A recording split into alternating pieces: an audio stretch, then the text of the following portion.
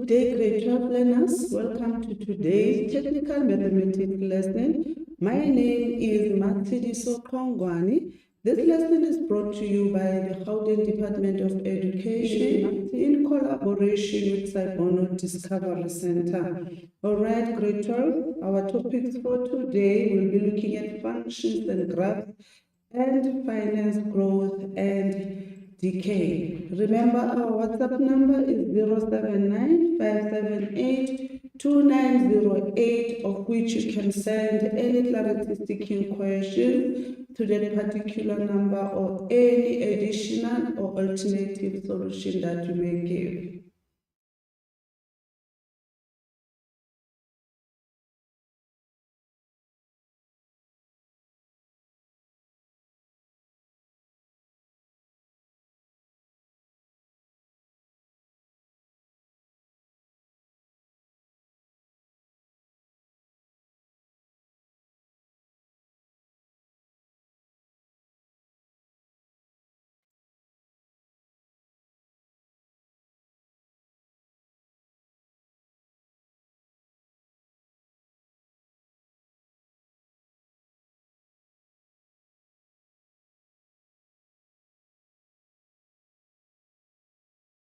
Grade 12 learners, welcome to today's technical mathematics lesson. My name is Matsidiso Kongwani. This lesson is brought to you by the Gauteng Department of Education in collaboration with Saibono Discovery Center. Today we will be looking at functions and graphs and also finance, growth and decay. Remember our WhatsApp number. You are more than welcome to send the clarity seeking question to our number 079-578-2908.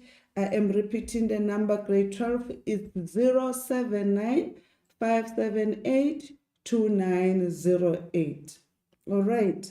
And then now, after the completion of today's lesson, you will be able to work with relationships between variables in terms of numerical, graphical, verbal, and symbolic representation of functions, and to convert flexibly between these representations. That means in terms of tables, graphs, words, and formulae.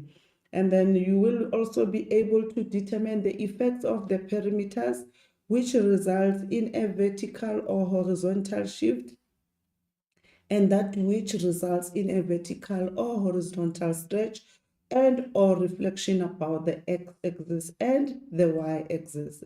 And then to be able to deduce the equations if critical points are given. And then lastly, to be able to sketch the graphs using tables, calculate critical points to sketch the graphs, identify domain, range, and axis of symmetry and asymptotes for the prescribed functions. And then continuously, grade 12, we must be able to understand the implication of fluctuation of foreign exchange rates. We are now talking to the objectives to finance growth and decay. And then you must also be able to use simple and compound growth formulae, that is of A equal to P into 1 plus minus IN, and A equals to P into 1 plus minus I close bracket to the power n to solve problems including interest, high purchase, inflation, popular growth, and other real-life problems. And then to be able to analyze the effect of different periods of compounding growth and decay, including effective and the nominal interest rates, not limited only to finance. And then lastly, critically analyze different loans and loans options under finance and growth. Right, now let's look at the mark allocation for each topic now in our paper 1. Remember, those two topics are found in our paper 1. And then out of the 150 total of the paper 1, functions and graph, they weigh 35 plus minus 3 marks, grade 12. That is a lot. And then now when we look at finance and growth and decay, That one carries 15 plus minus 3 marks on your paper 1. And then the prescribed functions and graphs for your paper 1, grade 12, it is a linear equation of which the original equation is y presented by y equal to mx plus c, or it is presented by y minus y1 equals to m into x minus x1. Remember, this m is representing the gradient of that particular line. A linear, remember, it's a straight line graph. And then now followed by the quadratic function. When you talk quadratic, we are talking your parabola graph, grade 12. The original, we are having the y equal to a into x plus p, close bracket squared plus q, or alternatively, y equal to ax squared plus bx plus c. Those are the two original equations of a quadratic or a parabola function. And then with the hyperbola, original equation is y equal to a over x plus q.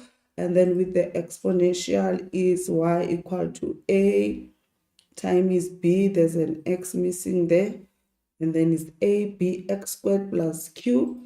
And then there are conditions that are given to this particular exponential function that your a value must not be equals to 0 and b must always be greater than 0, meaning now b must always be positive and must not be equals to a 0. And then therefore b cannot be equal to a 1, grade 12. Those are the conditions of this exponential function, the way it will be given to you. And then we have a circle graph. The original full circle is having an equation x squared plus y squared equal to r squared. And then grade 12 is not for the first time you see this particular formula. Remember, this is the same as your Pythagoras theorem. So the circle graph is taking the same equation as the Pythagoras one, which is x squared plus y squared equal to r squared. This r is representing the radius of the graph. And then now we have the semicircle, and then semi means half. That means we are talking half of the circles now. We will be having a graph y equal to, if you look at this one, it's a positive one. That means when you sketch this particular semicircle, it will be on the positive y values. And then now the equation of the positive one is plus the square root of r squared minus the x squared. And then when it is a negative one, semicircle, then the circle will be on the lower part, cutting at the negative y value there. That is why this is the negative graph there. And then the equation will be minus the square root of r squared minus x squared. Basically, grade 12, these are the equations of the prescribed functions that you will find on your paper 1. Right, let's start now with the activities. In this case, we are given that h at x is equal to 1 over 4 to the power x plus 5. And then they say determine. Before you can attempt the question, you need to understand the type of the graph that you are working with. Remember now, if x is on the exponent, that means this is an exponential function. So after making sense out of that now, grade 12, it's only then that you can attempt your question, understanding exactly which type of a function you will be dealing with. Okay, now they say determine the y-intercept of h. Remember now the method is the same throughout your functions. When you are calculating the y-intercept, you let x equal to 0. So we are going to take our h at x function. Remember, this h at x actually stands for y. And then this is equal to 1 over 4. If we let x equal to 0, we are going to substitute this exponential x with the 0 now. And then we have a plus 5 there. And then remember, we said this h at x is normally standing for y there. And then 1 over 4 to the power 0, it's a 1. Any number raised to the power 0, we are bringing in your exponential rules now. Any number to the power 0 is 1. And then we bring down a 5, that plus 5. So our y-intercept will be y equals to 6, grade 12. I hope we are still together on that one. And the mark allocation here is 2 marks. That means the first mark will go for knowing that x will be 0 at that condition. We can give a mark at this point or at that substitution point.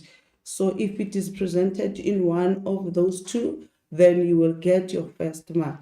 And the second mark will go for the correct y-intercept value then.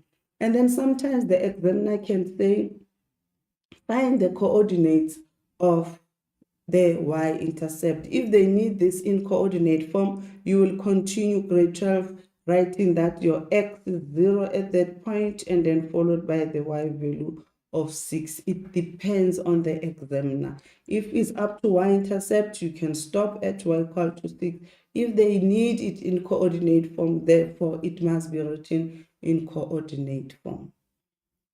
And then now we are still continuing with the same graph of h at x equals to 1 over 4 x plus 5. And then in this case, now second question, we are determining the equation of the asymptote of h. Remember grade 12, if we are dealing with the exponential function, we are having only one asymptote, of which is the y equals to asymptote. We will never have an x equal to asymptote on an exponential. It's only a hyperbola that is having both of them.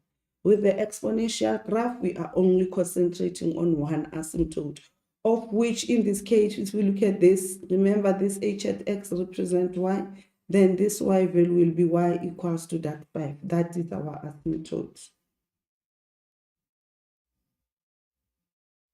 So the asymptote is y equal to 5. It is taking that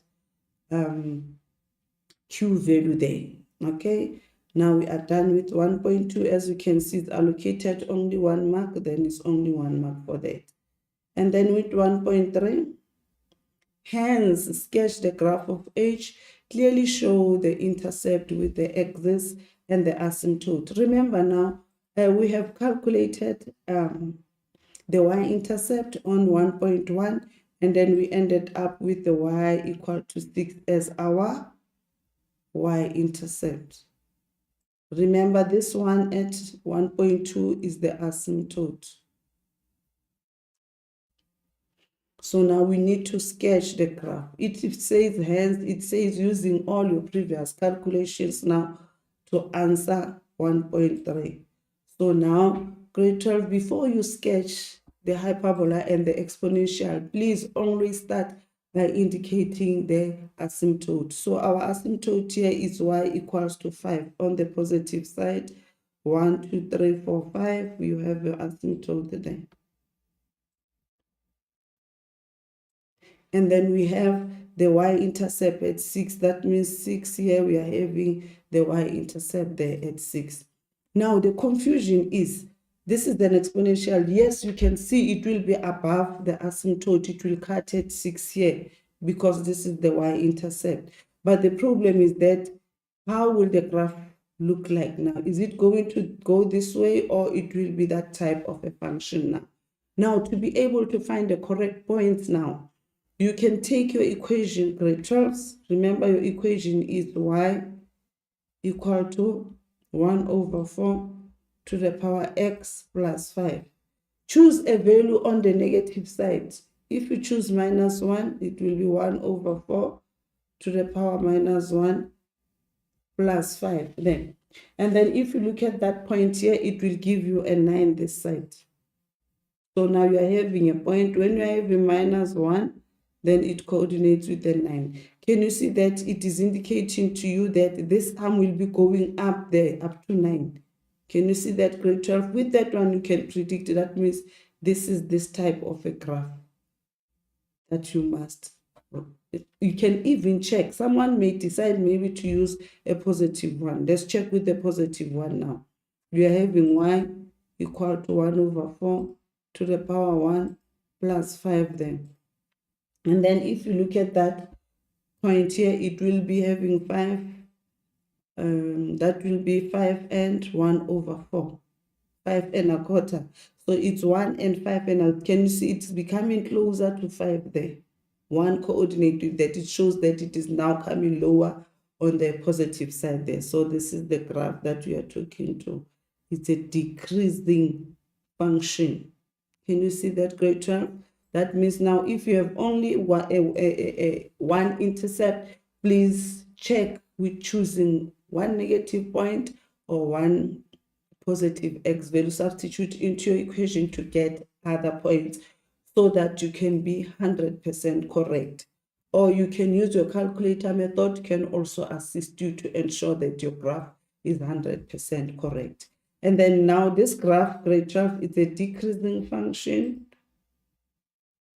As you check from the left and right, the graph goes down like that. From left to right, that is our testing, the graph is going down. Therefore, this is a decreasing function. Then the gradient of this particular graph is negative. So those are the additional questions that an examiner can add to this particular question. Okay, then the sketching of the graph worth 3 marks. It will be 1 mark for the asymptote, 1 mark for the graph cutting at 6, and then 1 mark for the correct shape of the graph.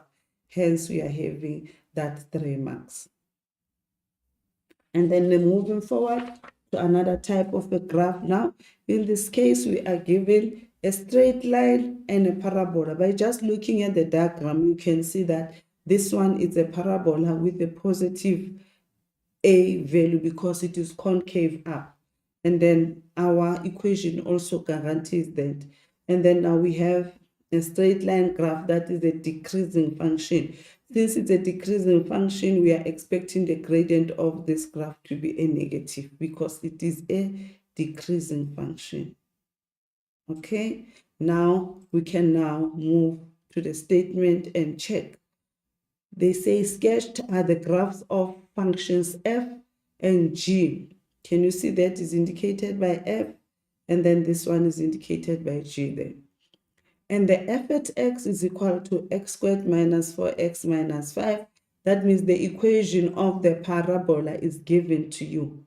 And then now g at x equal to mx plus c. The straight line one is not given. How do we know? Because this one is x to the power 1, it's a straight line. X to the power 2 is a quadratic or a parabola function. And then continuously, grade 12, we are given t is 2 and minus 9. And then we look into the diagram, and do we have t there? Yes, it is indicated there. They say x value is 2 and the y value is minus 9. And this is a turning point of f. Is it true? Yes, it is indicated on the turning point there. And then points A, B, and P, of which P is 0 and minus 5, are the intercept of f. Let's go to f function. F is the parabola. Yes, A and B, those are the x-intercept, we agree. And then P is the y-intercept of that particular function. Yes, that is correct. And then Q is the reflection. Q is the reflection of P. Where do we reflect that? Around line x equals to 2. That means now this P and Q, they are reflection. So if we reflect, that means they are sharing the same level of y value there. And the distance from here to, from 0 to here is 5 units. And then from here to there, this distance here is 2 units because there's a 2 there. There is also x equal to 2. It says that the x is cutting a 2 there. Therefore, this will be 2 units. I'm analyzing now my statement versus my given information. And then now, if this is 2 units from here to this line of axis of symmetry, that means this is also 2 units because it's a reflection. When you reflect, you are cutting into equal parts. Okay, and then now this is reflected now exactly into same thing left and right. Okay, because the reflection is happening on x equals to 2. And then continue, grade 12. A and Q are the points where f at x is equal to g. They are saying A and Q are the points of intersection of the two. The minute they say they are the points where f is equal to g, that means this is the point of intersection of the graph. At the point of intersection, our graphs are equal. Okay, now we have analyzed the statement. versus the graph, and then now we have sense of what we are working with. It's only then that we can attempt answering the questions, grade 12.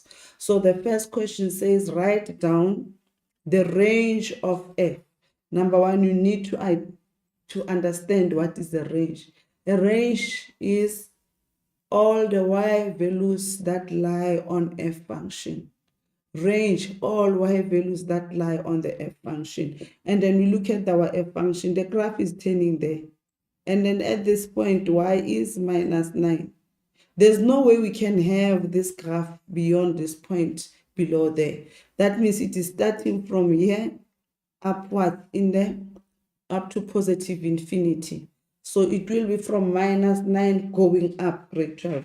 Therefore, if we represent our range, we'll say y will be greater and equals to, we are including minus 9 because it is our turning point, it's part of the graph. That is the first notation. If you don't use that one, you can use the one that is say y will be an element of, we need to start from the lower value, which is minus 9. Is it part of the graph? Yes. Therefore, we are using a square bracket because it is included, and then followed by, this graph is continuing up to positive infinity. It doesn't stop. Therefore, it will be up to the positive infinity. For infinity, because we don't have the exact value, we are going to use the round bracket there. So those are the two notations that you can use, grade 12. Not both of them, you can only give us one. That is why we are having only 1 mark there. Okay, and then now for 2.2, write down. The minute they say write down, that means the answer is somewhere there on your given information. So they say write down the coordinates of Q. Let's go to Q now. Do you still remember? We have already analyzed this. We've indicated that the y value will be the same because the distance from the x-axis to that point is the same as the one from that one. So the y value is still minus 5, but let's look at the x value now. Here the x is 0. Yes, we agree because it's at that point, okay? But the movement from here to here is 2 units because x is 2 there. So if it is reflected, that means it moves 2 units there, another 2 units. So it's 2 plus 2, which will be 4. From P to Q, the distance will be 4 units. So now Q will end up having coordinates x4 and then the y value being a minus 5. Why are they saying right? Because you can analyze and find the question from the given diagram. Therefore, this is 2 marks. It will be 1 mark for the x value, 1 mark for the y value there. Okay, and then now the next question, sketched at the graph. We are still using the same graph of f at x as previously and the g at x. Remember now, grade 12, above we have indicated that this point is now 4 and minus 5. That is the new information that we have added to that particular question. And then now in this case, they say determine the x-intercept of f. X-intercept of f function. F function is a parabola graph. We know that when you are calculating the x-intercept, you let y equal to 0. This f at x is representing a y. Then that will be 0. And then we have x squared minus 4x minus 5, of which we will be factorizing. And then now you can have your 2 bracket grade 12s, or you can use your quadratic formula there. And therefore now we split the x squared into xx into both brackets. So the statements, they look for factors of 5. When you subtract them, they give you minus 4. Factors of 5 are only 1 times 5. You can't have any other factors except those. Then we'll be having 1 and 5 there. Since the middle term is minus 4, then 5 will take a negative. Bigger number takes the sign of the middle term. And then this one will be plus because we want to multiply 1 by negative 5 to get a negative 5. Okay, when you add them to get a minus 4. All right, these are therefore our correct factors. Therefore, we can conclude that therefore x, the first x for the first bracket will be x equal to minus 1. or for the second bracket, x will be equals to a 5. Grade 12s, you are more than welcome to use your quadratic formula, of which will be x equal to minus b will be minus 4 plus minus the square root of minus 4 squared minus 4a is equals to 1, and the c minus 5 all into the square root, starting from minus there, and then you're having 2 into 1. So when you put this into your calculator, it will take you straight to x minus 1 or x equals to a 5. Remember, you put in the plus first on your before your square root sign, and then you scroll back and change that to minus so that you can have both answers, right? And then this is allocated 3 marks. If you use the first method, the first mark will go for correct factors, the second mark will go for the first x value and the second x value there. If you use the second method where you are using the quadratic formula, it will be for substitution, correct substitution into the correct formula.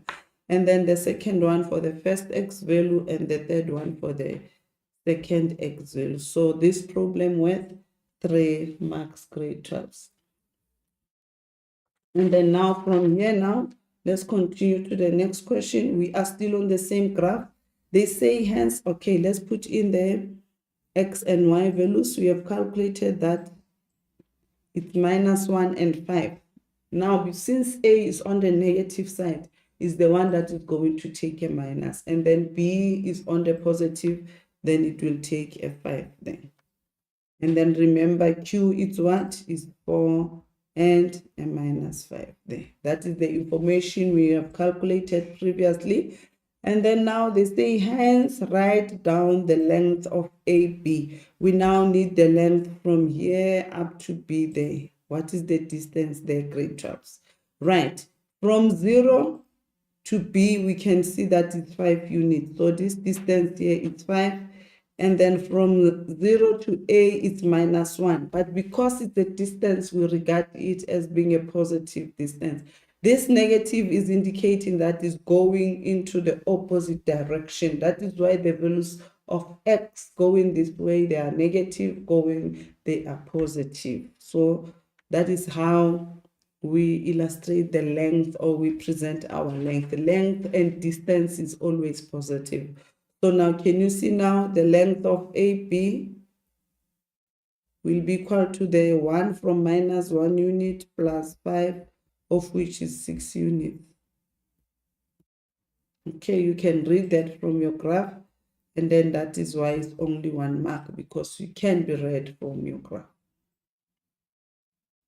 And then determine the numerical values of M and C. Remember, we have a minus 1 there, we have a 5 there, we have 4 and minus 5 there.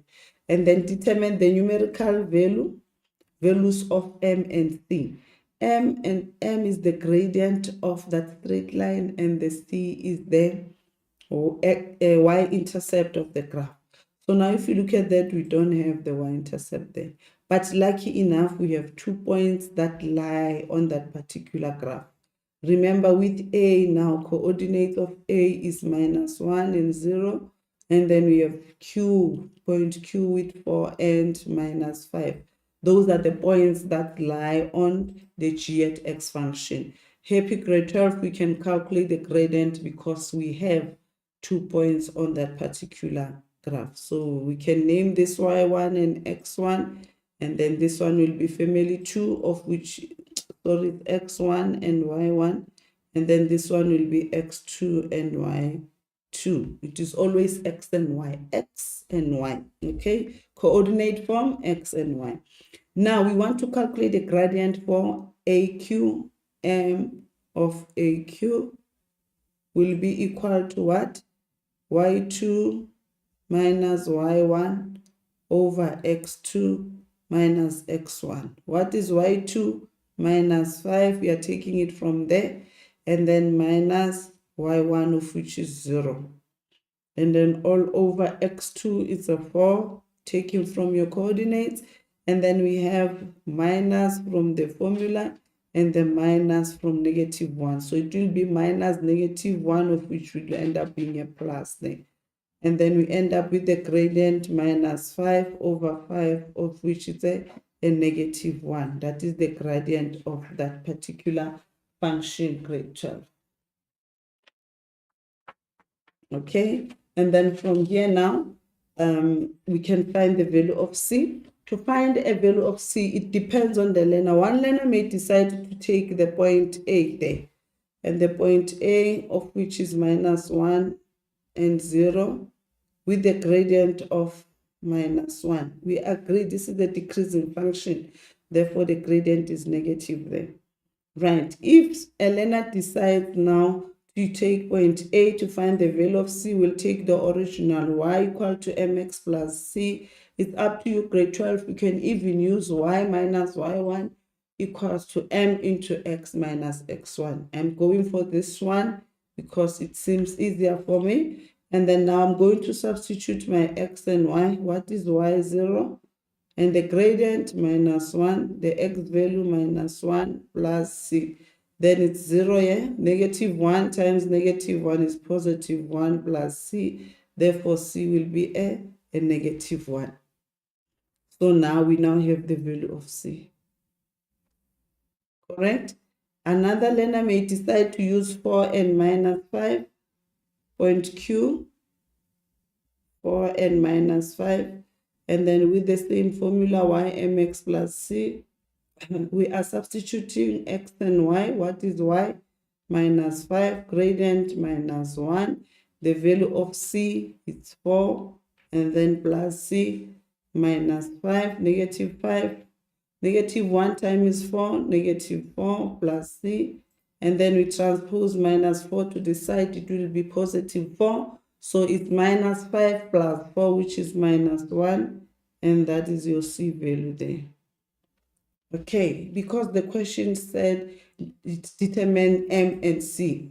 So you give the answer in terms of M and C.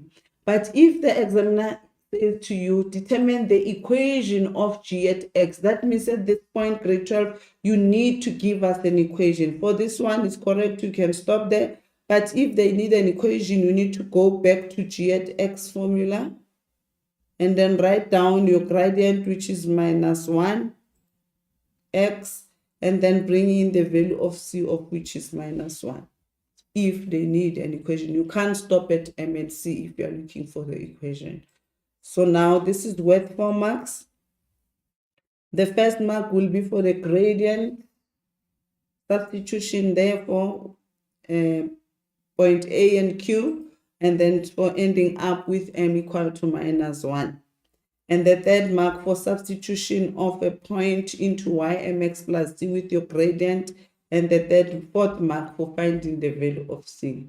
That may go the same way also with the alternative method for that. Hence, this question worth 4 marks, grade 12. All right. And then now moving on. 2.6, write down the values of x, the value of values of x for which the f at x function multiplied by g at x is greater and equal to 0. Right, let's put in the values. Remember, this is -1 at a, this is 5 there, q is 4 and -5. And then now they say, and then now you need to understand, if they say for which values of x will f at x multiplied by g at x be greater and equal to 0. That means the multiplication of your two graphs will be greater than 0, positive or equals to a 0. That is the condition.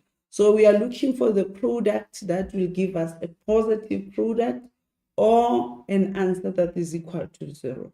Okay. Moving on now, you need to understand your graphs. This is talking original f at x, original g at x. All your functions originally above the x-axis, they are positive. Below, they are negative. That means now if we are concentrating on this x-axis, the parts that are above there, they are all positive. And then below the x-axis, all your functions are negative there below the x-axis. Now, you look for the product now. For the product to be positive, it must either be a positive times a positive, or you must have a negative times a negative, or a negative times 0, or a positive times 0 to get a 0. That is the condition that we are looking for. That means we are looking for plus, plus, and minus, minus. Okay, right. Now, if we are targeting the above and below, that means the cutoff areas will be the intercept there. Can you see grade 12? If you are looking for the product, your cutoffs will be at the intercept of your function, x-intercept of your function. That is the controlling part. Now we are looking at the product. Let's look now. Before this point, how does your graph act? Can you see they are both positive? Okay, and then also you come to this side here, they are both negative. Can you see that? Both negative. And then after this point here at B, can you see now this graph is positive and this one is now negative? So our focus is on what? Greater and equals to 0.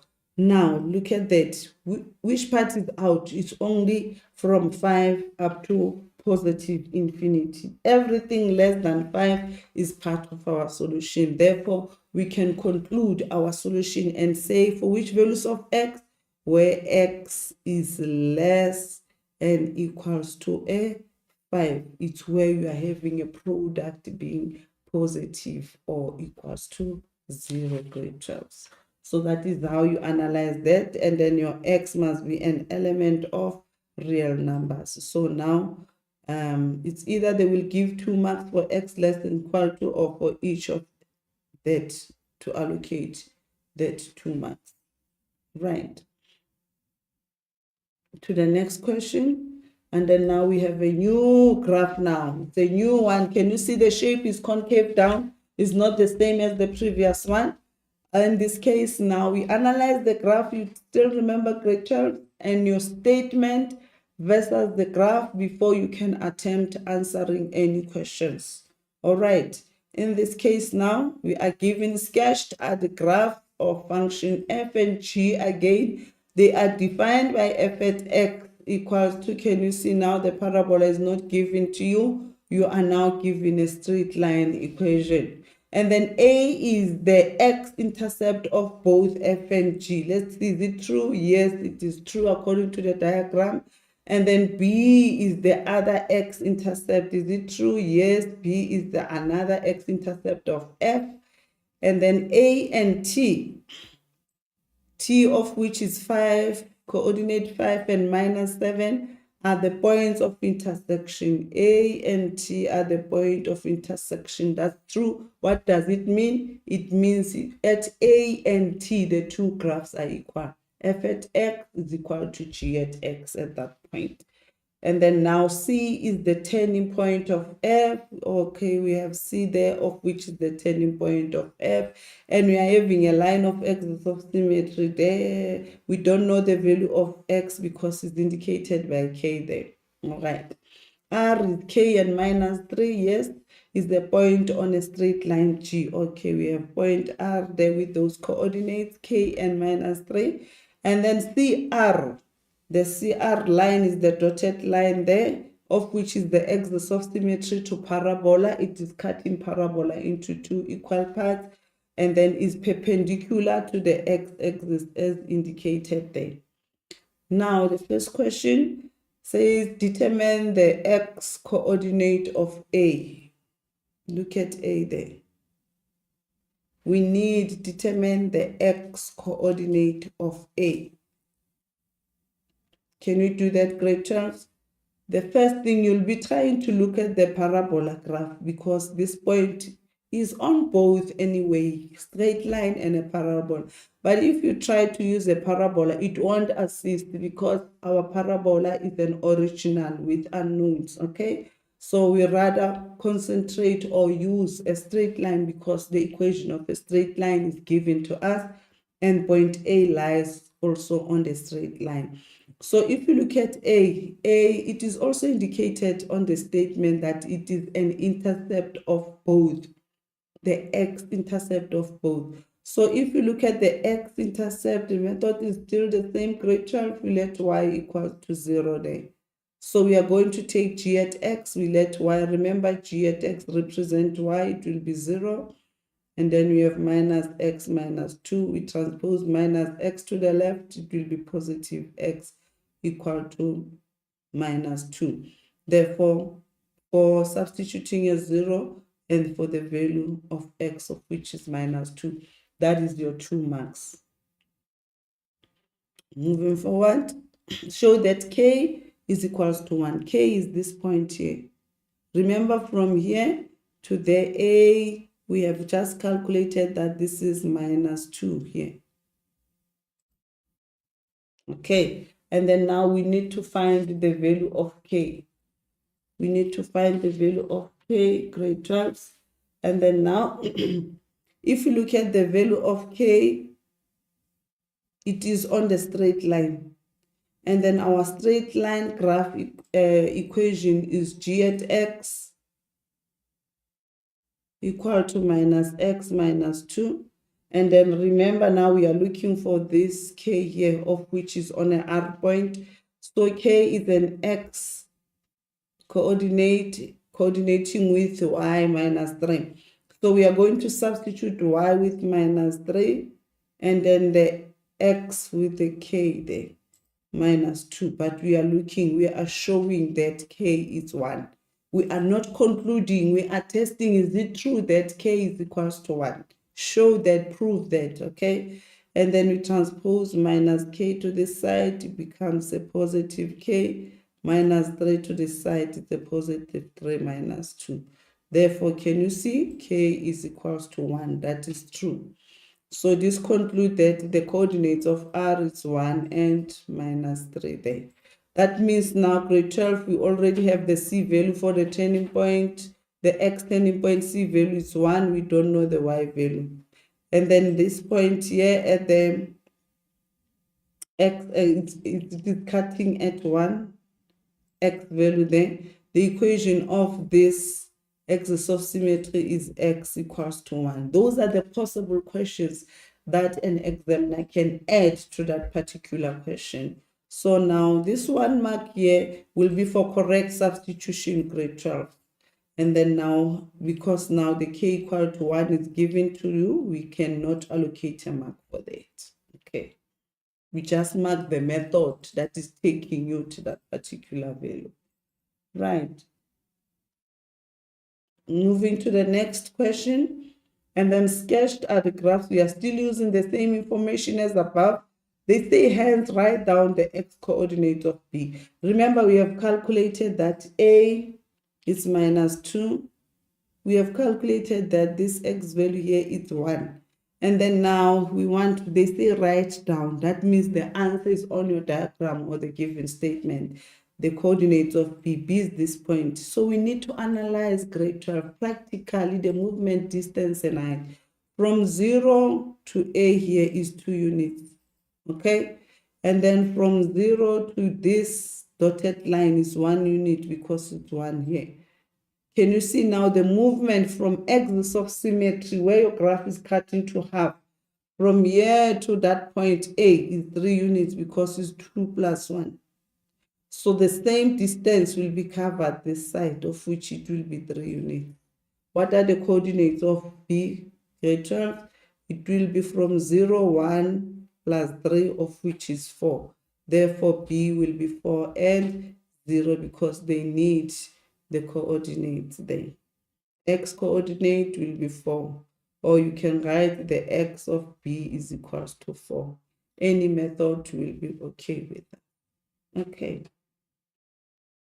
And then now show that f at x, the equation of f at x will be minus x squared plus 2x plus 8. You are testing, is it correct that this is the equation for that parabola function? Remember, you are having minus 2 there, and then we have b of which is 4 and 0 there, And then this graph is cutting here at, if you look at that, you calculate the, okay, we are concentrating on the parabola graph. It's fine. We don't need that point because we are concentrating on the f function. So we have this point here for A. We have B coordinate. We have another point. We can use that T because it also lies on that parabola graph, right? And then now, after analyzing, it's only then grade 12 I start calculating, because I can see that I am given the x-intercept of the function and a point. So if you are looking for an equation of a parabola graph given x-intercept, we are relying on the equation y is equal to a into x minus x1 into x minus x2. And then now we are going to use this point T as our y and as our x and y.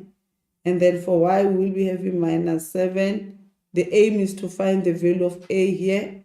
And the x value is 5. The x value will be the same for this x, and that one is exactly the same thing. And then now for x1 is the first x-intercept. So we are going to substitute minus 2 from a there. That will be the minus from the equation and the negative 2. So we'll end up with plus 2 there. And then second one is minus 4 from B, therefore it will be minus 4 there. That is our x2. And then we can now simplify this. We have minus 7, we have a into 7, and the 5 minus 4 is the 1. 1 times 7 is still 7. And then from here we divide both sides by 7. So we'll be left with a on the right hand side. Left hand side minus 7 divided by 7 is a negative 1. We are not looking for value of a, but we are proving that this equation will be like that. But this a is emphasizing that at least we are partially correct because it corresponds with the a value on the equation there. And then now let's go to this original again here. We are going to substitute the value of x1, x2, and the a now, so that we can find the equation. We leave, because equation is having x and y, we leave y, we substitute a, and then we leave x, we substitute the first intercept, we leave x, we substitute the second x-intercept. And then you simplify this now because it must be in that format as given there. We have minus 1, so 2 bracket give us x squared minus 2x minus 8. And then negative 1 into the bracket in each term, it will be minus x squared plus 2x plus 8. As you can see, grade 12, this is exactly the equation that was given to us above there. And then let's talk to mark allocation. The mark allocation for this one, the first mark will be for substituting the x-intercept and a point.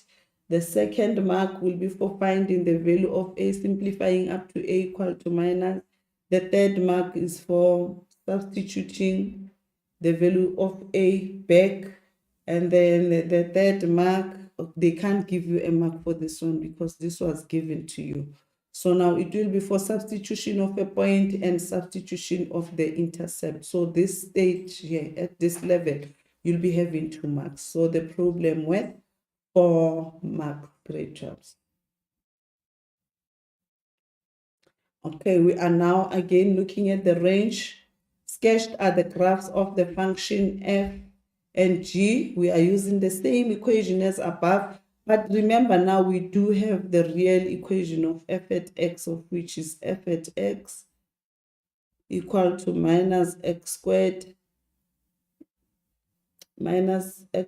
plus 2x plus 8. We have just calculated that above. And then this is our g at x function.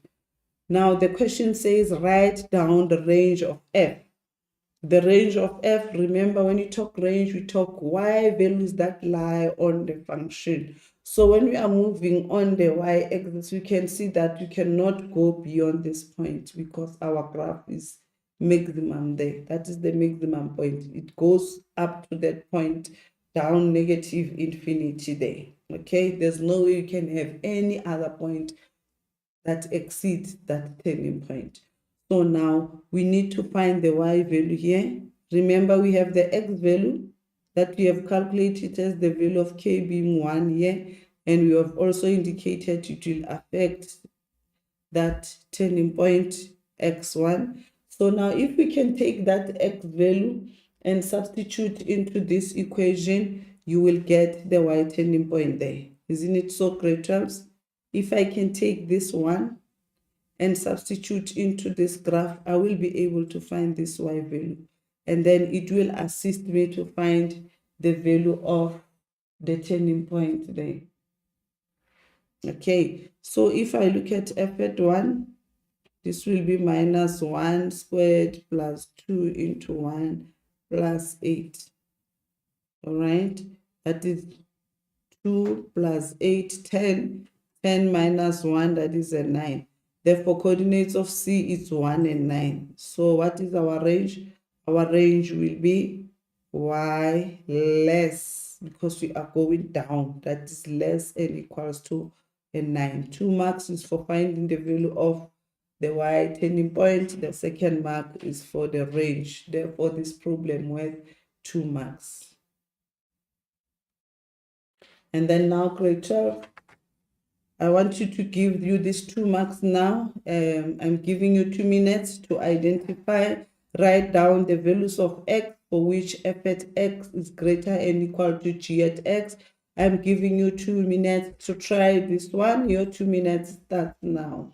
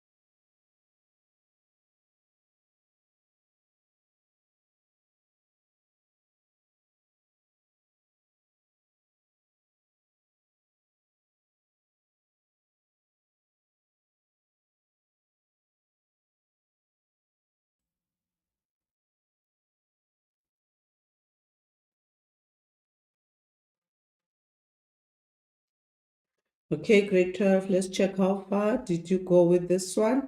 Remember to send your clarity seeking question to our WhatsApp number 079-578-2908. I'm repeating the number 079-578-2908. Okay, let's see now. The first thing you need to analyze, what do they mean about f at x greater and equal to g at x? Okay, for which values of x will address that one. The understanding is there is, if f is greater than g, that means f is above and the g function will be below f. F above g, g below f. And then now we move to our graph now. We are looking at the point. This is no more a product, grade 12. If it's a product, we are looking at the x-intercept. This one is taking the above and the below parts of the graphs. So if that is the case, we are depending on the point of intersection because it's the one that is determining whether the graph is above or the graph is below. I hope you get the difference. If it's a product, you look at the x-intercept. It will be the one because at the x-axis, the graphs above, they are positive, below they are negative. In this case, because we are talking one graph is above the other one, or one is below the other one. Therefore, we are concentrating on the points of intercept. Okay. Now, which one must be above? The F graph must be above. Can you see F is above from this point? It's above up to this one. So immediately after this point, it is now becoming below. So that means our solution will be here. That is where we have our graph above. And then now for which values of X, that means we'll be depending at -2 and 5 there. That is our reference values of x's that we'll be using within those two intervals. Okay, so that means that after analyzing, it's only there that you can give us the solution. That part is between -2 and 5. Can we include the values? Yes, the inequality here is allowing us. And then let's check the condition. Is there anything that is stopping us to include -2? No, you can do so. Anything that is stopping or restricting us to include 5? No, therefore we'll also include 5. So x will be between -2 and 5. So it's the first mark, correct value with the correct inequality sign. So we are having 2 marks for that particular question. And then now the next graph, now we are looking at a circle and the exponential, the hyperbola graph is then the circle and the hyperbola. We are given the functions divided by h at x. Can you see that? This is the semicircle because it has a plus or minus. Okay. Remember, if it's an original, it must be x squared plus y squared equal to, if it's a full circle, equal to r squared. Or it can be written with notation y is equal to plus minus the square root of r squared minus x squared. It is exactly the same. It is for the full circle. But the minute you see one sign here being a minus, that means the graph cut at -1. If it's a positive, it will cut on the positive. It's a semicircle now. To be a full circle, it must be plus minus. I hope that is clear, great one. And then now the second equation is of a hyperbola function because there's a fraction and x is the denominator, right? And then now we can now attempt the questions because we now understand the information given to us. So it says write down the domain of function h. Which function? H, right? With h now, you must have a picture of the graph before we can decide the domains. For an example, if you look at this is a negative graph of which is having r squared equal to 13 there. So if we are predicting the r, it will be the square root of 13 plus minus that. Okay, so now let's have a sketch, a rough sketch there. Oh, we are expecting a semicircle of which is cutting on the negative y values. Therefore, it will be a semicircle. And then the radius for this, in this, on the left hand side, it will be minus square root 13, positive square root 13, x intercept. And then this one will be a negative square root of 13. Why? The radius of the circle is the same from the center. Radius is equal throughout. Even if we go this way and say negative square root, because it's a distance, it's the square root of 13. Negative is indicating opposite direction. Okay.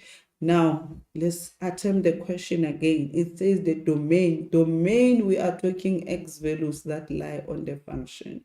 So what is the domain for this particular function? We can see this graph. It is taking x values between minus square root of 13 up to square root of 13 only. There's no way we can have that semicircle beyond that point.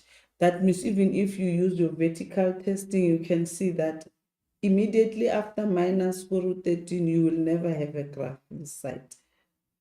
Okay, you can never have a graph here. And then above this point again, we don't have a graph. So our graph is only between these x values. Since we are saying between, therefore x will be between the two values yx, because we are talking to domain.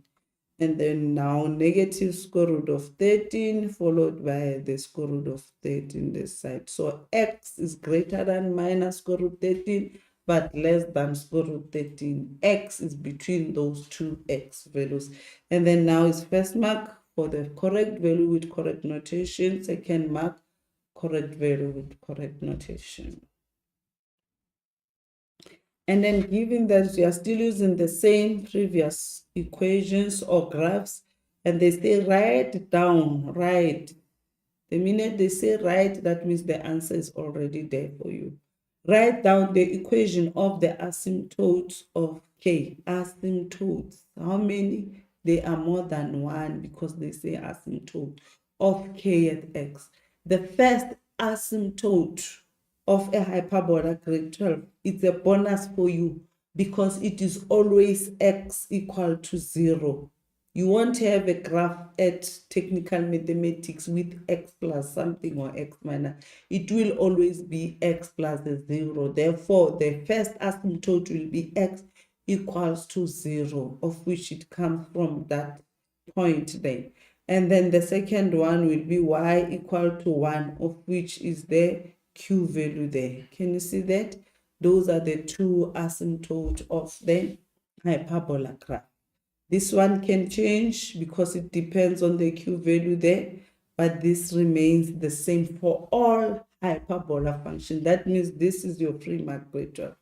And then this is worth 2 marks. The first mark for x equal to 0, second mark for y equal to 0. Remember, we are having two asymptotes for a hyperbola. It's only exponential graph that is having one. Right, we are still on the same graphs now. We are determining the x-intercept of k. Remember, when you look at the x-intercept, the method is the same. Grade 12, so you let y equal to 0 throughout all your function, okay? And then if y is 0, we are substituting k at x with the 0 because it stands for y there. And then this will be 3 over x plus 1. Most learners are using the method of transposing this to the side. It becomes minus 1, 3 over x, and then they cross multiply. It will be x times minus 1 is minus x. A 1 times 3 will be a 3. Divide by negative both sides, then x is equal to a minus 3. That is the x value. Alternatively, other learners, they use the LCD method. Since we are having 0 equal to 3 over x plus 1, they will be multiplying by the LCD x, multiply by x in each term, multiply by x. X times 0, 0. Then this x will cancel this one. We are left with a 3. 1 times x is an x there. Therefore, x is equals to transpose 3 to the side. It's a minus 3. Can you see? You end up with the same values there. Now, the 2 marks. The first mark is for showing that y is equal to 0, substitution of a 0 there. A simplification up to you get your x equal to minus 3 is your second mark. Therefore, this problem worth 2 marks. Right, and then hence sketch the graph of h and k. Clearly show the intercept with the axis on the and the asymptote. We are sketching this on the same system of axes. We have already sketched grade 12, the semicircle on the previous question. So now you'll be having your semicircle there. Remember, you have indicated do not exceed that point. It stops immediately there. For the circle, semicircle, we don't put arrows that like in other graph. It's not a continuous graph. It stops immediately on the radius there. So it will be minus square root 13, positive square root 13, and the negative square root of 13 for the y-intercept there. That is for the semicircle, done. And then to sketch the hyperbola, remember you are having an asymptote at y equal to 1 and x equal to 0. The x equal to 0 is on top of your your y-axis there. And then this one of y equal to 1 will be at 1 here. We are having another asymptote there. Remember, asymptote is always dotted line. And then now we have calculated the x-intercept when y is 0. And then we ended up with an x equal to a minus 3. X equal to a minus 3 returns. X equal to minus 3 will be there, that is less than the square root of minus 13.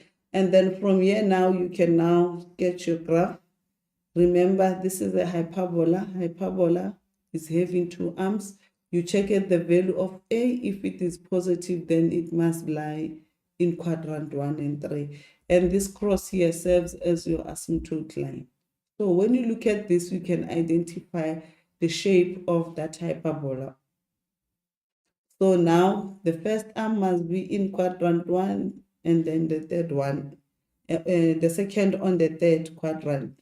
So this one will be a free arm because remember this is an asymptote. So it will never touch that one, it will come closer and also never touch this one, coming closer to that one. That will be the first arm. The second arm must pass through the x-intercept minus 3, coming this way, not touching that, and closer to that one without touching. So that is the k at x function. That is our k function and our h function there. And then we allocated 5 marks. Let's start with the hyperbola. It will be 1 mark for the asymptote lines, correct asymptote lines. Number 2, it will be for the intercept minus 3. The third mark will be for the shape, that is for the hyperbola graph. And then the 2 marks will be for shape for the semicircle. And then the last mark will be for the correct value of root 13. That is your radius throughout there. And then this is worth 5 marks. Great job. Moving forward, we are looking at the other types of functions now. The graphs represent functions P defined by P at x equal to a to the power x minus 4. What type of a graph is that one? X is on the exponent, that means it's an exponential function.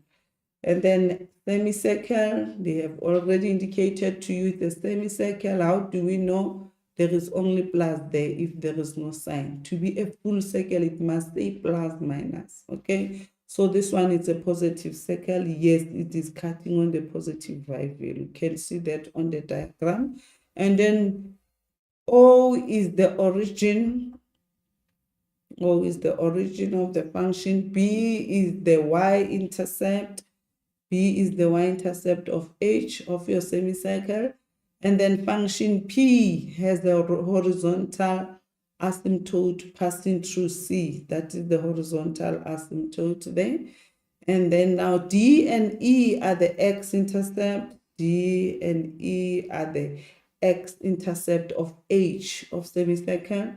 And then A is a point on P, and coordinates of A are minus 4 and 12. We have A there, that is on the exponential function. And then AD is perpendicular to the x-axis. That dotted line AD is perpendicular to the x-axis. We have analyzed our statement and then everything is indicated on the diagram. We can now start answering the questions. We now understand we are working with an exponential function together with a positive semicircle. So the first question states that write down the length of OD from here, from O to D there. How many units are there? Great terms. Remember, if this line is perpendicular to that, AD is perpendicular to your x-axis, that means they are sharing exactly the same x value of which is minus 4 at D there. So if OD is 4 units minus 4, as minus 4 is indicating there, this will also be 4, positive 4, and OB will also be 4. Why? Because the radius of a circle is equal throughout. This piece is equal to that one, equal to that one, because of being the radius. The radius is a line from the center to the circumference of the circle. Circumference is a line, the outer line of your circle is the circumference. Okay. Now we can now analyze the diagram. Can you see no calculations? Because they say write down. So you analyze the diagram and find your answers by just analyzing. So Rachel, this simply means now you need to have an understanding of interpretation and analysis of your functions.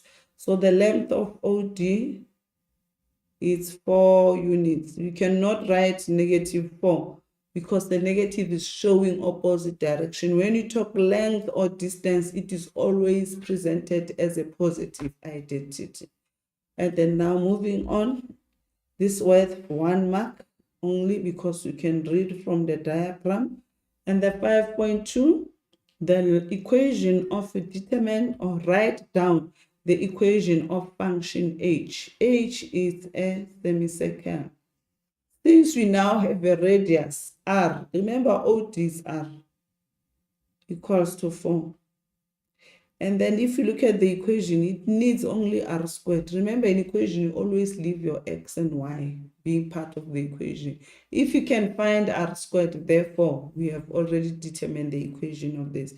So r squared, it means we will be squaring both sides to get an r squared. So r squared will be equal to 4 squared, of which is 16. Therefore, the equation of h at x will be equal to the square root. We are now substituting r squared. What is r squared? 16 minus the x squared. That is the equation of that particular graph. So the first mark will be for the correct r squared value, of which is 16. The second mark will be for substitution correctly into the formula. That is the 2 mark. They can mark it here or where you have calculated if you've shown your calculation. Answer only is also acceptable here because learners can see that the radius is 4 and just square the radius when get a 16 and go straight and write the formula there. So answer only is also acceptable. You'll get full marks grade 12. But we must see a 16 and then substitute it into an h at x function correctly. So then you'll get your full 2 marks. Right, now they say determine the numerical value of a, and then if you look at a is on the exponential function. All right, and then now this is the exponential. As we analyze our exponential, we have a point there, which is point A, so we can use that point as being our x and y.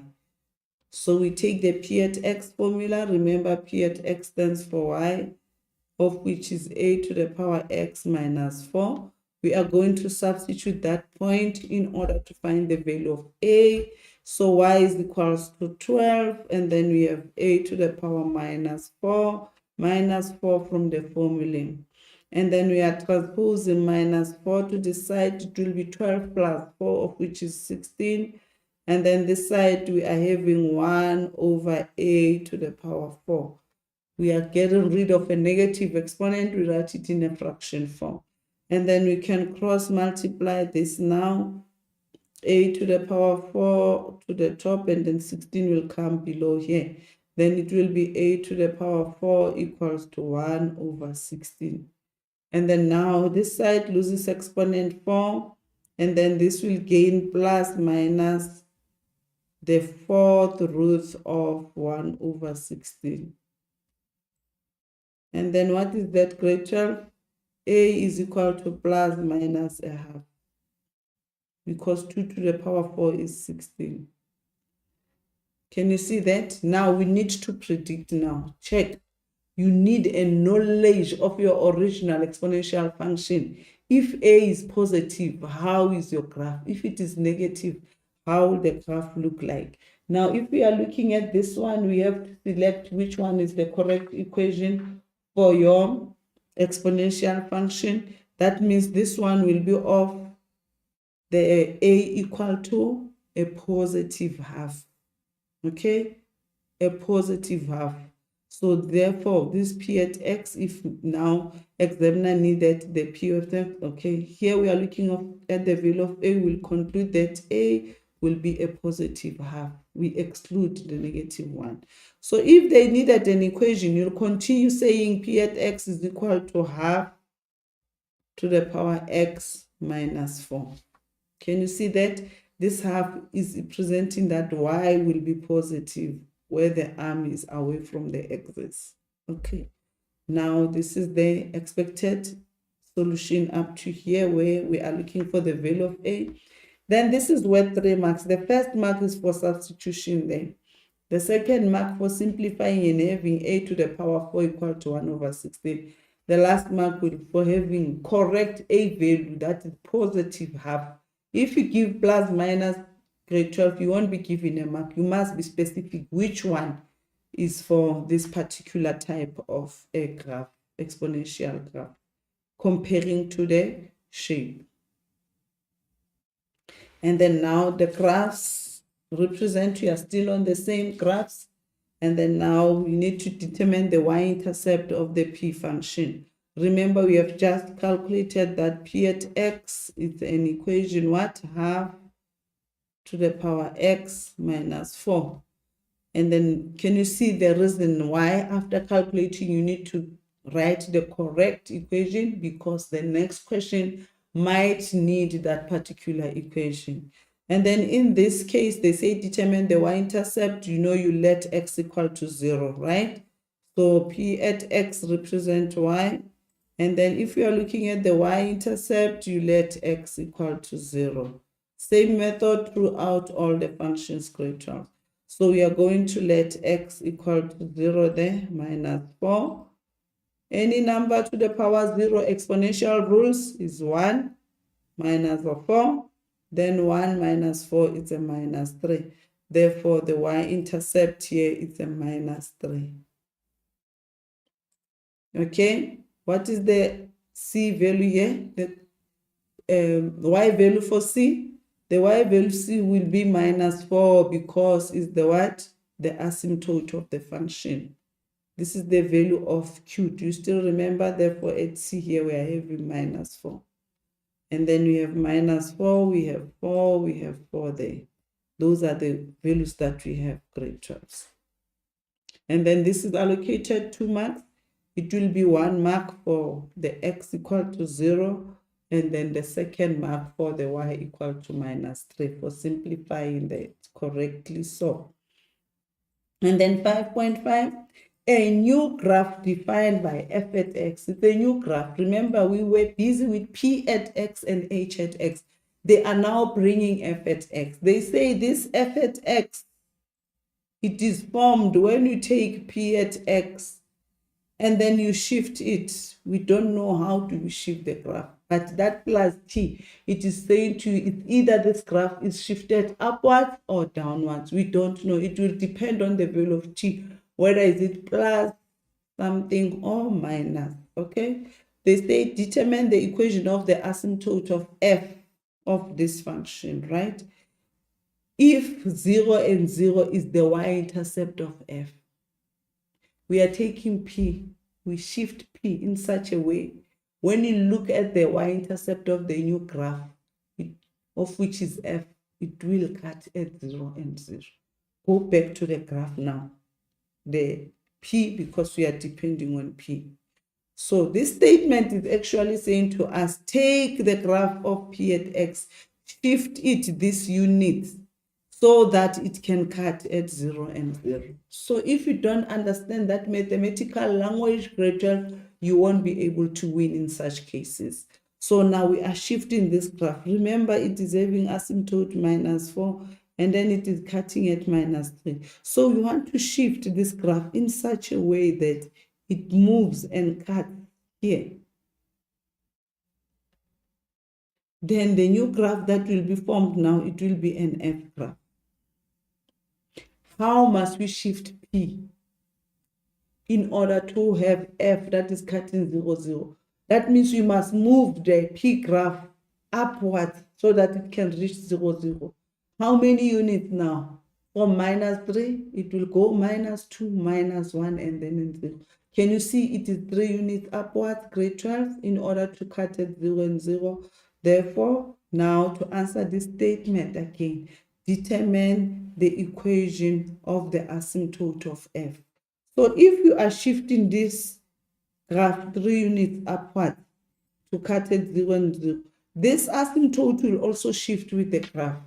Then instead of cutting at -4, we are shifting everything 3 units up, grade 12. Then the asymptote will cut at what? At -1, because it's from -4, it will be say -3, -2, -1 to be 3 units. Therefore, this asymptote now will be at -1 there. It will never touch your graph, right? And then now the question is, new asymptote will be what? Y equal to a -1. You cannot get this answer unless you interpret or analyze the graph versus the understanding of your statement. Okay, grade 12, that is very important. So for the correct answer, because in order to end up at that y equal to -1, there are so many things involved. Therefore, that is why we are giving these 2 marks, because you need to understand, number 1, the shifting, how many units apart, and then to end up with the correct asymptote, of which is -1. We are changing now to another graph. In this case, we are given that the g at x is equal to k over x plus q. What type of a graph is this one? Since the graph is of a fraction and x is on the denominator, therefore it's a hyperbola. Can you see the understanding, grade 12? And then they say where q is greater than 0, that means this q value is the positive there. It's an asymptote on the positive, so it is y positive, okay? And then now g at 6 is equal to 0. That means if x is 6, y is 0 here. That is what this statement states to you. When you are at 6, it coordinates with a 0. G at 6 is equals to a 0. And then they say now sketch this graph of G. Clearly show the intercept with the axis and the asymptote. And then grade 12, you can't do any calculations because now you don't have values on this graph. The only thing that is indicated is that the asymptote is positive.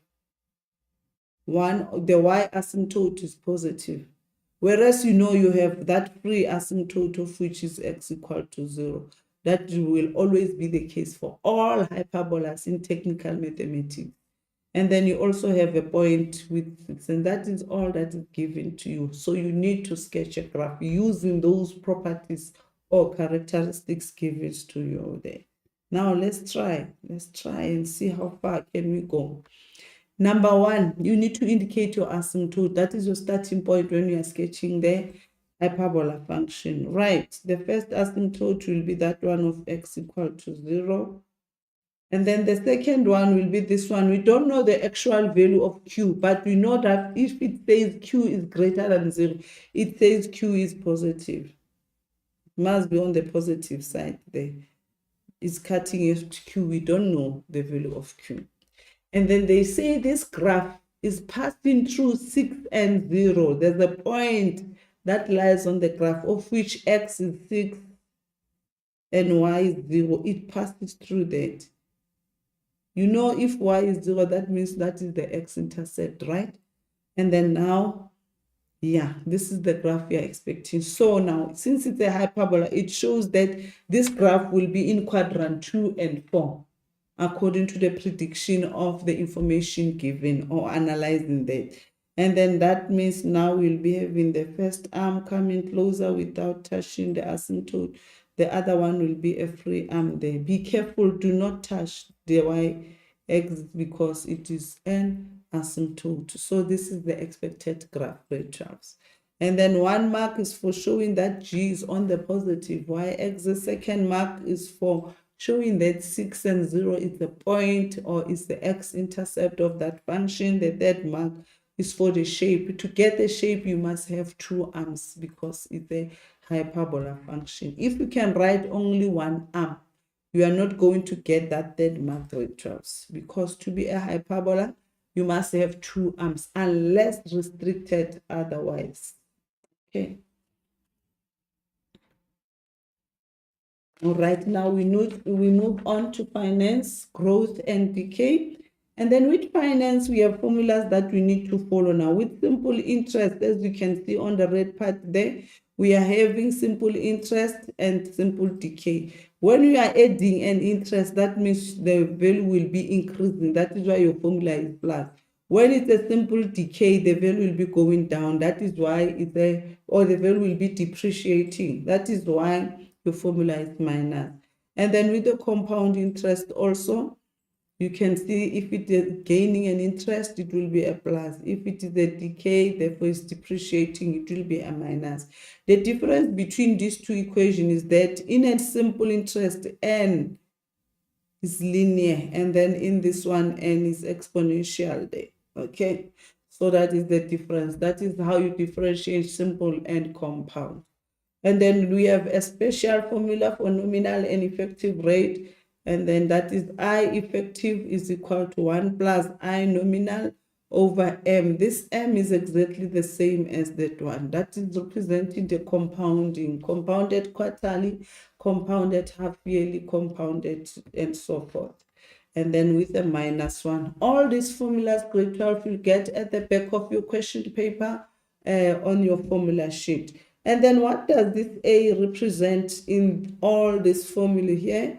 It is representing the final amount, the money that you'll get after investment. If you invest for 5 years, the final money that you will receive, it is represented by A. Even if it's a depreciating value, bought a car maybe this year, after 5 years, the value of that car will be less than what you have paid now.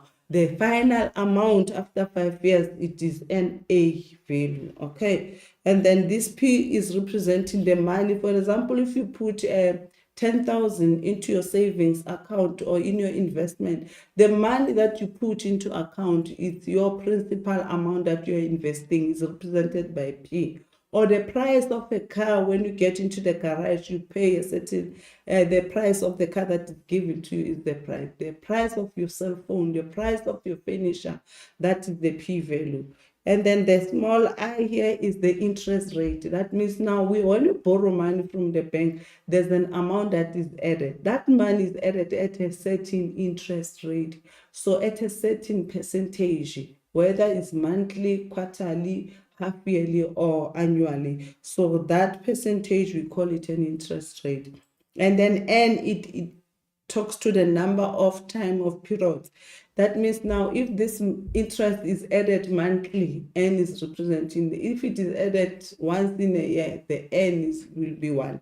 If it is added monthly, it will be 12, and so forth, grade 12. I hope you understand the N is not actually the number of years. It is representing the time of period in terms of compounding and so forth. And then the IE is the effective rate, as I've indicated, as I was illustrating the formula. The IN is the nominal, as I was talking to that one. And then M is the different period of compounding, whether it's a growth or decay. That is the M I'm talking to. That formula is exactly the same. The capital I versus the small I. The capital I is the interest charged on a loan or interest earned. For example, if you put your money into a bank, you are investing, there is an interest that will be added every month. So the capital I is the total interest gained by your money if you invest maybe for 5 years. The total money added there is the capital I. But the one that is added by the bank on piece every month at a certain percentage is a small I. That is the difference between your two I. Please do not confuse the two. And then we have periods of compounding. If it is compounding annually, annual, we mean yearly, okay? And then in a year, the interest will only be added once. So that is why we say the number of terms, or your N, will be 1. And then now the interest rate, it will happen once in a year.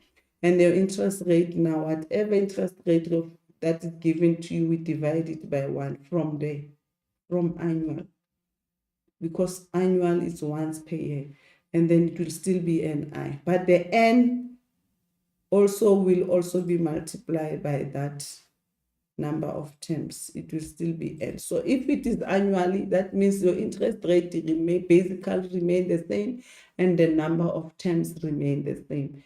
The only problem is when now it comes to other compounding. If it is biannual, bi means 2. That means in a year it happens twice. They will say half yearly, sometimes they mean after 6 months they add interest, another 6 months. So it happens only twice per year. So then that's confusing. If it says half yearly, they use the 6. No, the interest is added after 6 months, only once, and then another 6 months. So in a year it will be twice. That is why we are saying twice, 2 terms there. So I will be I over 2, and then 2 times N there. And then quarterly, it is 4 times, it's 3, 6, 9 times 4 quarters in a year. Then I will be I over 4 N there. Monthly, it will be 12 times in a year, because we have 12 months. And then it will be I over 12, and then 12 times N. Weekly, we are having 52 weeks in a year. Therefore, it will be I over 52, and then the 52, unless it's a leap year, okay? And then now, daily, it will be 365 days, which is I over 365, and then 365. And so you must read your statement carefully and know when do you use those compounding. And those compounding are only used on compound interest. You cannot add that when you are dealing with a simple interest calculation. That is only applicable to compound interest calculations. Right, and then now the first question here, we are given a nominal interest rate. That means we are given IN as being 8%. It's charged per annum, and then it's compounded monthly. That means our compounding here is 12. And then calculate the effective rate. That is formula from your formula sheet, i.e. is 1 plus I nominal over compounding minus 1. Can we now substitute and find effective? Yes, we have 1 plus IN is 8%, compounded monthly, same as that one, minus 1. Into your calculator, straight to your answer, grade 12. And this one will give you 0,08299 continuously. So please take at least 5 digits after a comma, because you still need to multiply this by 100 to take it to the effective original rate. So this one will be how much? 8,30%. If you take it to percentage, you don't stop there, grade 12. You must take your number to a percentage by multiplying by 100. And the first mark will be for substitution. The second mark will be for your answer in decimal. And the third mark will be for the final answer there. That is your 3 marks allocated to this particular question. And then now we are given the next question. We are still on finance and growth.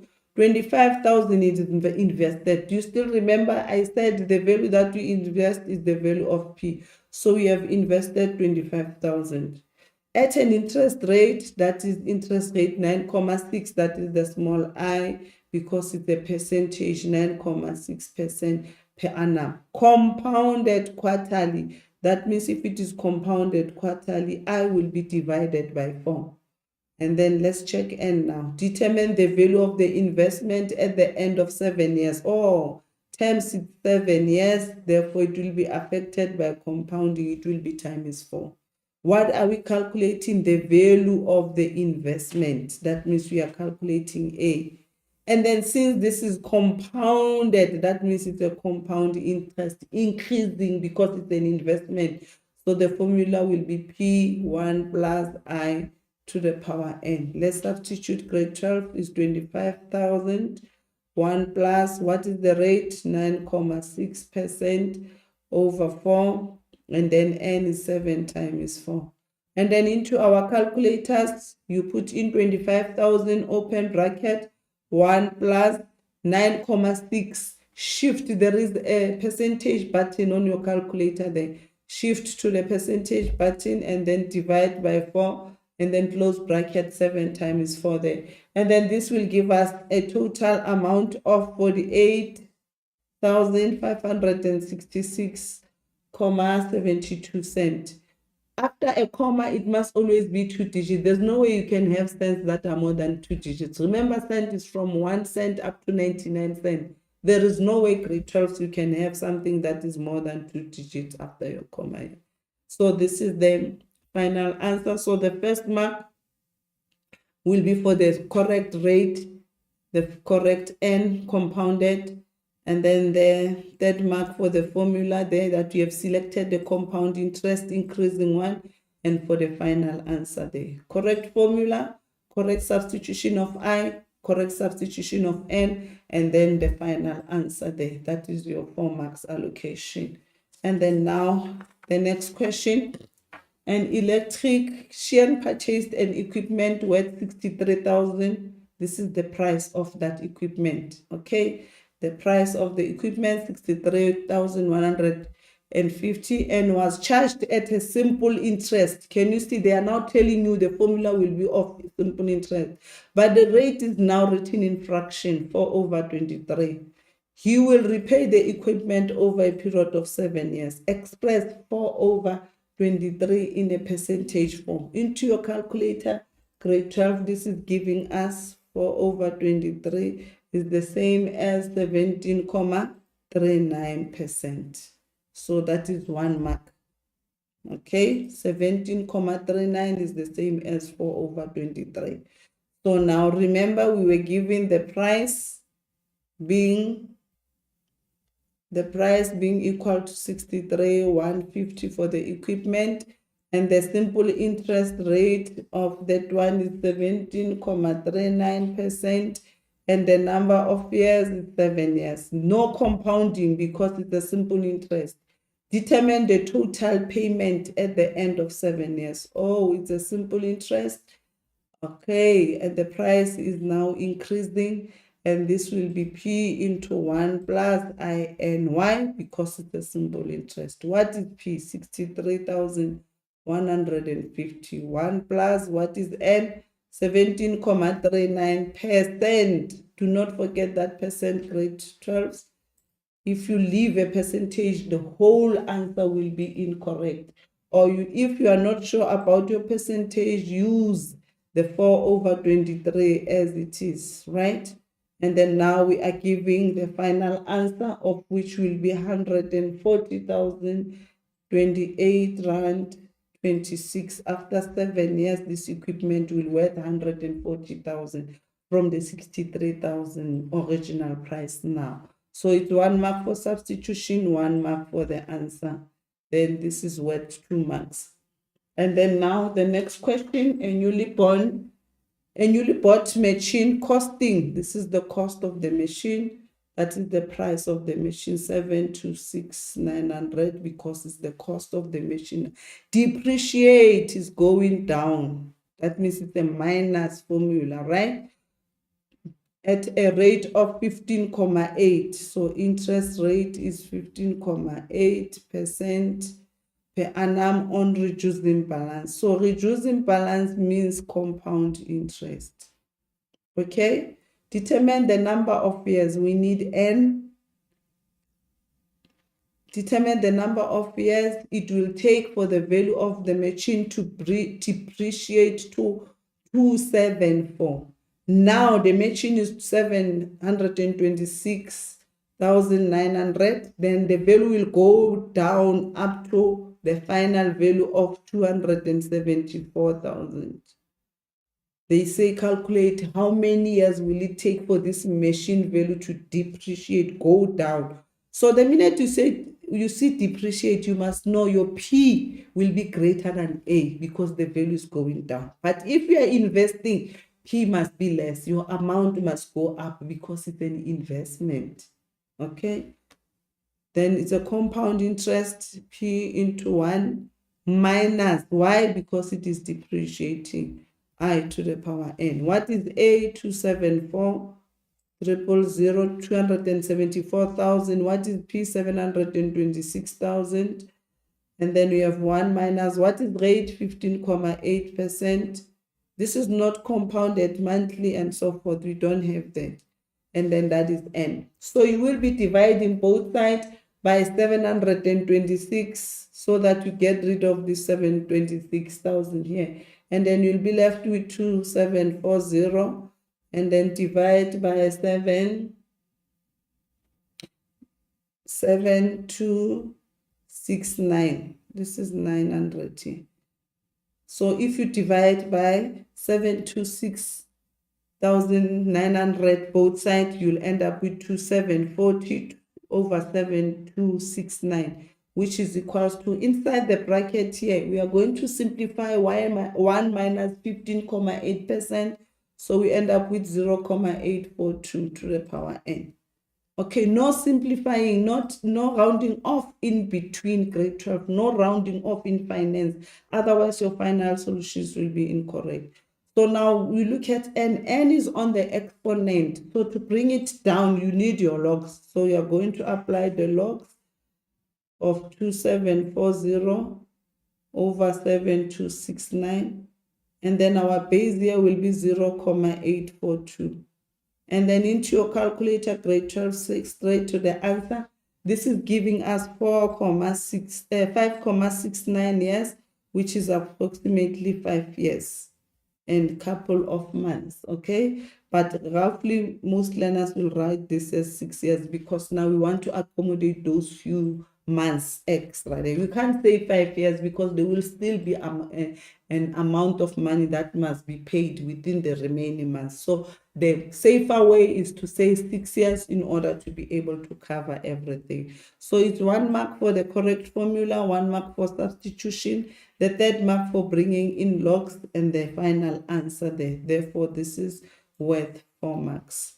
And then our final activity, grade 12, it's a timeline one where you are having different investment and deposits into your accounts and withdrawals in some cases. Let's see this case now. They say Samuel opened a savings account to save for a boat cruise in 5 years' time. So in 5 years' time, we want to buy a new one. He made an initial deposit of 20,000. Okay, saving now for future boat in 5 years. And then he started depositing 20,000 now to buy that boat. The interest rate for the first 2 years will be 6% per annum, compounded monthly. At the end of 2 years, of the first 2 years, for the remaining 3 years, at the end of the first 2 years, he deposited something. After 2 years, 5,000 in again on top of the investment. Thereafter, the interest rate changes now. After 2 years, interest rate changes to 5% per annum, compounded after year. Can you see there is too much information that is on that particular statement? I've read the statement for the first time. I need to repeat reading to ensure that I do understand exactly what I need to calculate. And then I will also illustrate by a diagram, putting all the information on a timeline in order to be able to calculate correctly. Right, let's start with the timeline now. So in our timeline, initially, he deposited 20,000. Okay, then the interest rate, for the first 2 years is 6%. Okay, I is 6%. And then compounded monthly, it will be over 12 because it's compound for what? 2 years. And this will also be compounded monthly 12. Okay, that is for the first 2 years. Right, here it's 0 years because it's starting in the investment. At the end of the first 2 years, he deposited amount, another 5,000 came in here after 2 years. Okay, thereafter, the interest rate now changes. After depositing 5,000 now, the interest rate changes to 5%. Compounded half yearly, twice per year. Therefore, it will be over 2. And then now, remember, grade 12, we are investing for 5 years. If the first 2 years, we have a certain rate, and then after 2 years changing, that means this one is, the remaining is 3 years. Okay, in order to accommodate the 5-year total. Then it will be 3 times 2. So we have analyzed, we now understand. We can now look at the question, determine by showing all your calculating whether he will have enough money in the savings account. So the money after 5 years, will it be enough to reach the price of the boat, of which the price is 35,000? Let's see grade 12. It's A. We start by investing what? 20,000. And then compound interest, the rate is 6%. Compounded monthly for the first 2 years. And then from this investment now we have added a 5,000. And then this 5,000 now, after adding 5,000, we now invested that amount for the remaining 3 years, 1 plus 5% over 2. And then that is 3 times 2. And then this must give us the total amount. You can do it partially. You can calculate the first 2 years. And then out of the amount, you add the 5,000 out of the total amount you invest for the next 3 years. Or you can write it in a timeline as I've indicated here and put everything into your calculator. So this is giving us the total of 31,941 rand 66 cents. You can now round it off to 66 cents. Is the amount suitable for the money predicted? No. This person will never have enough money. Will he have enough money? No. Why? This amount is less than 35,000 that is needed for the boat. So grade 12, this is how you calculate for your future plan. If you want to buy something, financial mathematics will assist you to plan in advance. Thank you. This is the end of today's lesson. And this lesson was brought to you by Gauteng Department of Education in collaboration with Saibono Discovery Center. See you next time.